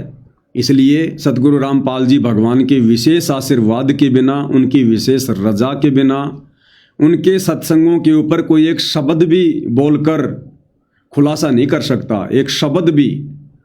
तो ये परमात्मा जी करवा रहे हैं, आप और हम सभी आत्माओं पर रजा करते हुए साथ संगति के माध्यम से आप और हमें दृढ़ करने के लिए। तो गुरुदेव कह रहे हैं, जिस पर साहिब राजी ताही को तू बंद, जिस पर साहिब राजी ताही को तू बंद, उसी पर बंदगी कर दो जिस पर परमात्मा प्रसन्न हो जा सके। कहते एक मोटे उदाहरण यहाँ पर, जिससे राष्ट्रपति प्रधानमंत्री जिस पर राजी से, जिस व्यक्ति पर उस पर मेल करण तो सारे काम सरेंगे। इसी प्रकार जिस पर परमात्मा बंदी छोड़ प्रसन्न है, उसी की शरण में रहने तो आपको लाभ मिलेगा। ऊंचे उसके बरने आगे बैठे रहो सारा दिन, कोई फर्क नहीं पड़ेगा। तो भाई और बहनों, वर्तमान में अब आप देख लो, गुरुदेव कह रहे हैं जिस पर परमात्मा राजी है उसकी शरण में रहने से ही लाभ होगा। वर्तमान में कबीर भगवान सतगुरु रामपाल जी अपने परिवार पर प्रसन्न नहीं है, अपने बेटा बेटी भाई बंधु रिश्तेदारों पर कोऑर्डिनेटरों पर प्रसन्न नहीं है। और देख लो वहां पर क्या हाल हो रहा है संगत का। जिन पर परमात्मा प्रसन्न नहीं है, संगत उन कुपात्रों की कुसंगति उन सतलोक आश्रमों में जाके कर रही है। और क्या मिल रहा संगत को? सिर्फ मर्यादा तोड़वाने के अलावा कुछ नहीं मिल रहा, दान धर्म के दुरुपयोग के अलावा कुछ नहीं मिल रहा। वह संगत जाती है, घूम फिर के आती है, खा पी के आती है, मनोरंजन करके आती है। और जाने वाली संगत को वहां पर कोई साथ संगति नहीं मिलती, कोई ज्ञान चर्चा नहीं होती, फिल्में बना बना कर दिखा दी जाती है। और अन्नपूर्णा मुहिम के तहत संगत से बेगार करवाई जाती है, डले ढुआए जा रहे हैं, राजनीतिक रैलियों में धक्के खिलाए जा रहे हैं, स्टेडियम बनवाए जा रहे हैं, आरक्षणों में बैठाया जा रहा है, गुंडों की सीबीआई जांच में बैठाया जा रहा है। क्यों? क्योंकि सतगुरु रामपाल जी अपने कलयुगी परिवार